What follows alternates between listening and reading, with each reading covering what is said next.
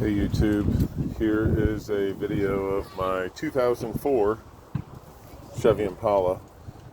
I'm doing the thermostat. I watched the other videos that show that it's way underneath here and you got to take all this off and bolts all over the place and cables and connectors and da-da-da. I don't know what kind of 2000 Chevy they had. My 2004 Chevy is right here. That's the thermostat housing. And there's two bolts. If I could zoom in, there's one bolt, there's the other bolt. It literally took me 3 minutes to put in a new thermostat. One of the easiest thermostat jobs I've ever done.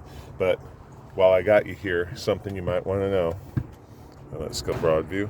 Okay, so if you want to drain off some of the radiator fluid, it's hard to see, but if you reach your hand right down here and then you go that way, and it's directly below here, all the way at the bottom of the plastic side housing, you're gonna see a little sideways little I don't know, it's like a wedge, like a little flat thing that you can grip with your fingers and you can turn it, but it's at the bottom right below there, and you'll go crazy looking for it. But if you reach your hand in like this and you go all the way down there, and you've got a flashlight, you'll find it.